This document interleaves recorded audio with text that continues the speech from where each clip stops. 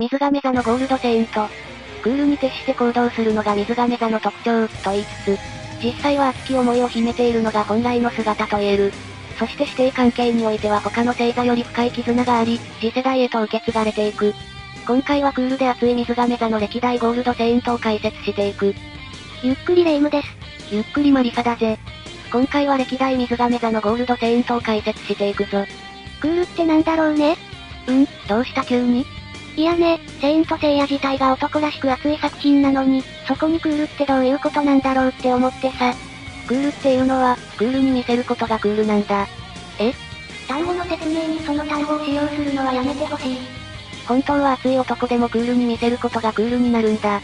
特にセイントセイヤにおいてただのクールキャラは作品に合わないってのがあると言える。つまり、セイントセイヤにおけるクールは表面上ってことかな。水亀座は氷系でクールではあるが、本当は熱い男がふさわしいってことだね。では早速解説をしていくぞ。よろしくね。アクエリアスのカミュ。高平級を守護する水亀座のゴールドセイント。水と氷の魔術師と呼ばれる氷の闘技の使い手。彼の使用する技オーロラエクスキューションは絶対0度にほぼ達し、どんな物体も凍結させる。髪の毛の色が原作では赤であるのに対してアニメでは青緑の長髪、そして枝分かれした眉毛が特徴だ。それと氷河の師匠だよね。カメは氷河とアイザックの2人を弟子に取り、指導をしてきた。ちなみにアニメだと少し設定が変更されており、氷河とアイザックの師匠はクリスタルセイントであり、そのクリスタルセイントの死がカミュとなっている。カミュから見たら氷河は孫弟子ってことかな？そういうことだな。アイザックとの会話からカミュの指導はかなり厳しく、さらに環境の厳しさも相まって途中で逃げた弟子が何人もいたようだ。ってことは弟子はもっと多かったってことだよね？残ったのが2人だけでトータルで言えばもっといたと推測できる。クールな性格であるけど指導は情熱に溢れていそうだもんね。だな。それに13年前に同期の多くがゴールドセイントになったのと同時にカミュも就任。それだと7歳でゴールドセイントになったことになるけどね。まあ、そういう設定だからな。作者がそう決めたのなら仕方がない。氷河の師匠になったのも14歳だからな。この年齢でしょう。ね。まあ、詮索したところで話が進まないから解説を進めるぞ。カミュの立ち位置だが3年前より教皇によるサンクチュアリへの度重なる召集により教皇に疑いを持っていた。それでもゴールドセイントとしての責務を果たすためにブロンズセイントたちと対決することになる。劇中では氷河型のゴールドセイントに殴り倒されることを恐れたカミュは、本来の守護級である方平級から4つも離れた天秤級まであえて出向き、絶対0度に限りなく近い霊気で氷河を圧倒、フリージングコフィンによって氷河を仮死状態にした。一方であえて氷河の目の前で氷河の母の思い出を断ち切ることで、セブンセンシズに目覚めるきっかけを与えようとしており、氷河をセイントとして助けたいという師としての思いも抱いていた。どこまで行っても師匠だね。救出された氷河に対してミロは、一時的に戦線から離脱させて生き延びさせるための行為と言った。と言ってもカミュは魂は天に昇っても肉体は滅びないと言っているので、己自身の手で氷河に蹴りをつけようとしたとも思われる。結局はミロを倒して、師匠と対決することになったけどね。氷河はミロとの対決でセブンセンシズに目覚めかけ、絶対0度に近い霊気を身につけることができ、この戦いはオーロラエクスキューションを受け継ぐきっかけとなっている。師匠と同じ絶対0度を繰り出すことができて対抗できるってことだね。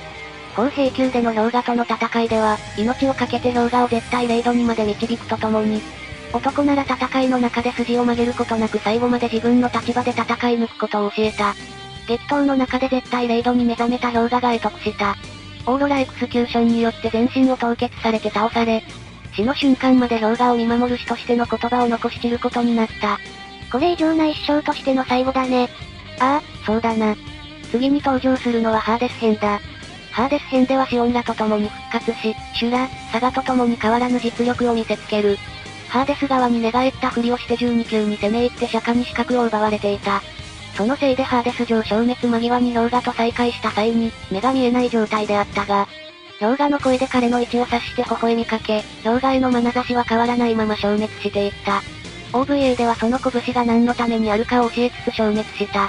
嘆きの壁撃破に際して一時的に復活、氷河と再会を喜び合った後は、クールに徹して信じた道を振り向かず、他のゴールドセイントたちと共に散った。氷河は本当に師匠に恵まれたね。ここからはスピンオフ作品の解説をしていくぞ。映画レジェンド・オブ・サンクチュアリーでは、32歳の設定で登場。ここでも氷河の師匠として位置づけられている。劇中では巨階級で石式に落とされそうになった。氷河を砲兵級へ引き寄せて強行に疑念を抱きながらも退治。序盤は力量の差を見せつけ氷河を圧倒するが、覚悟を持った彼と互いにオーロラエクスキューションを打ち合った後、倒れ絶命した。他のゴールドセイントは変化があったりするけど亀は変わっていないね。てか、ゴールドクロスがなんか、特徴的だね。肩の水病のことか？この部分を利用するならどこって考えた時にここになったんだろう。ジムキャノンに見えたからさ。確かにな。だよね。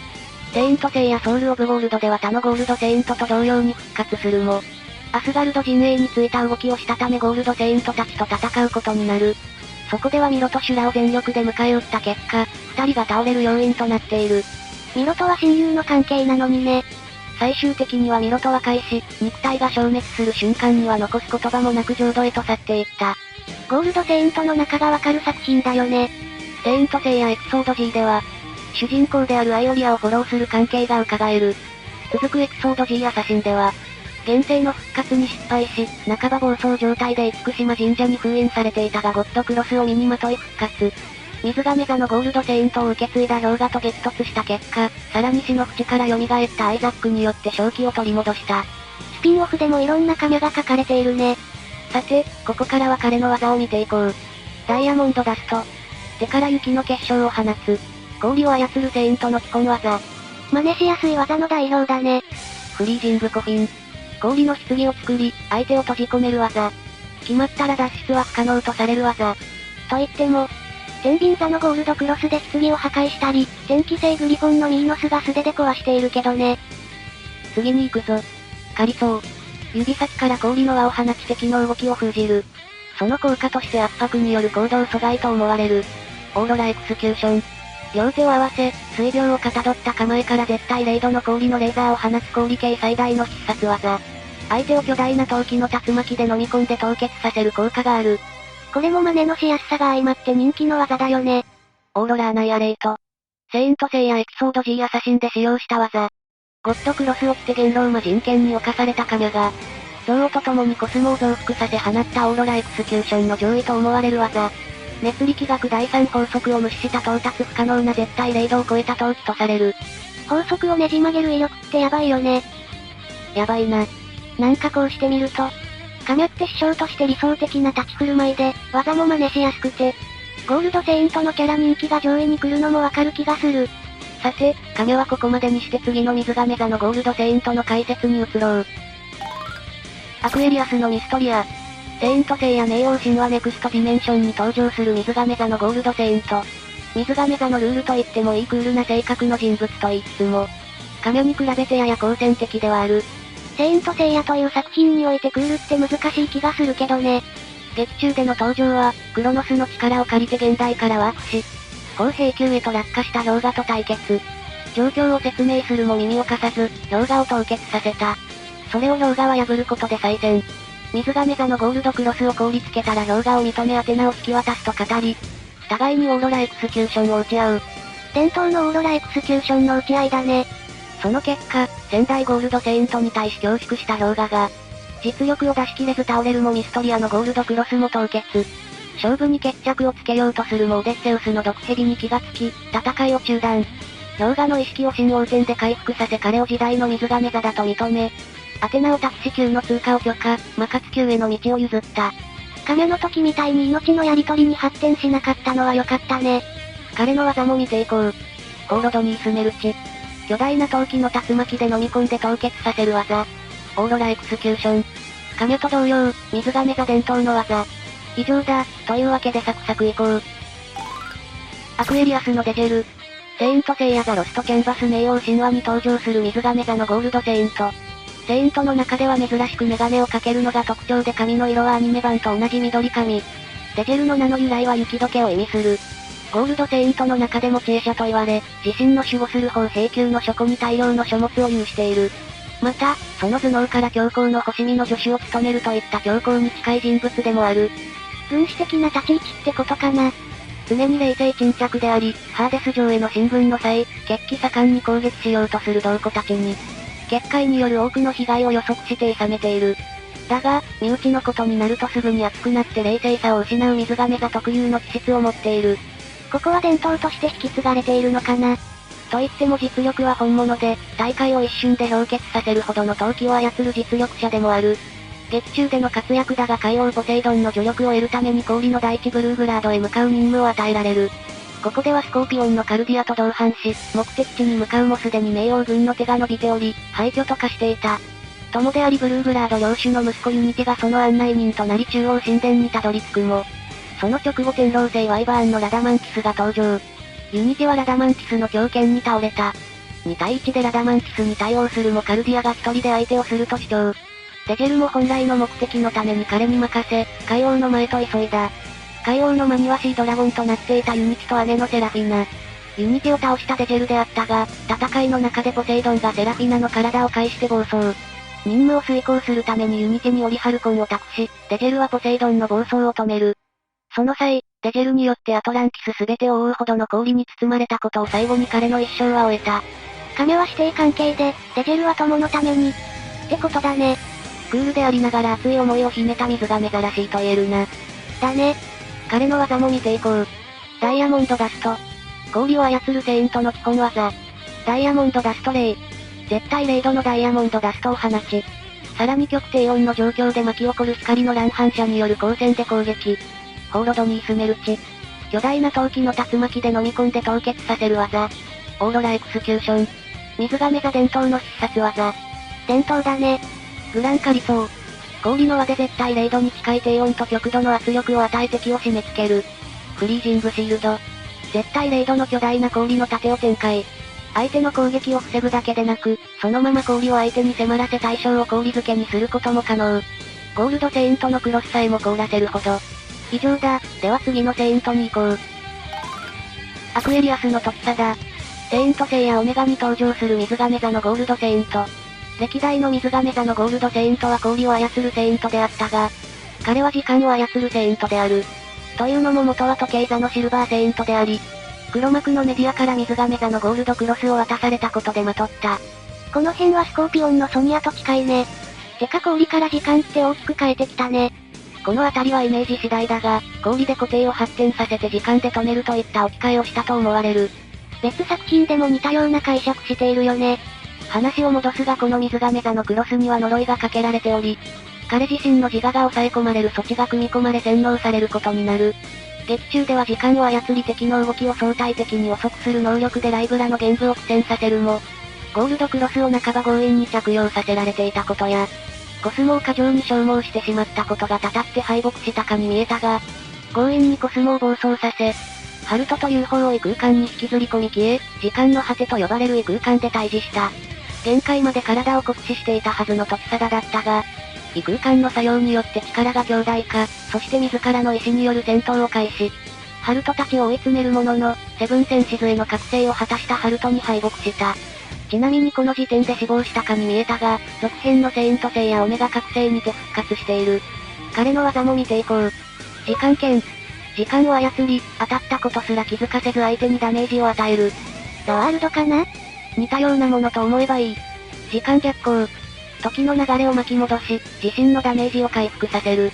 ただし、時の流れを巻き戻してもコスモまでは回復しない。ザワールドを、超えた？似たような効果としてベホまで考えておけばいい。黒のエクスキューション。歪曲空間を作り出し、オーロラエクスキューションと同じ構えとともに、ブラックホールのごとき虚無の球体を敵に向けて放つ。伝統は別の形で引き継がれた？形だけはな。ここまで聞くと氷から時間に置き換えた既存の概念に引っ張られないセイントセイヤオメガらしいと言えそうだね。さて、次が最後だ。アクエリアスの氷河。元は白鳥座のブロンズセイントで、クールな性格のうちに人間らしい熱さを備えた水亀座にふさわしい気質を持つ。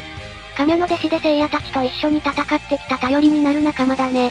ああ、誕生日からわかるように水亀座の適性があるな。そこはとても大事だね。アクエリアスの氷河の活躍は、原作ポセイドン編での対ポセイドンが最初ではあるが、その前に映画真空の少年伝説でも登場し、ここではアベルとの戦いでまとっている。その後エリシオンでのタナトスとの戦いでもまとうことになったが、すぐに破壊されてしまったため大した活躍はしていない。こうして見ると割とゴールドセイントになる機会はあるんだよね。ここからはスピンオフでの活躍だが、それがセイントセイヤエピソード G アサシンだ。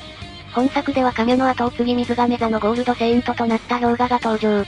舞台が日本であり、バーのバーテンダー兼店長としてかつての仲間たちと話し合う場面が見られる。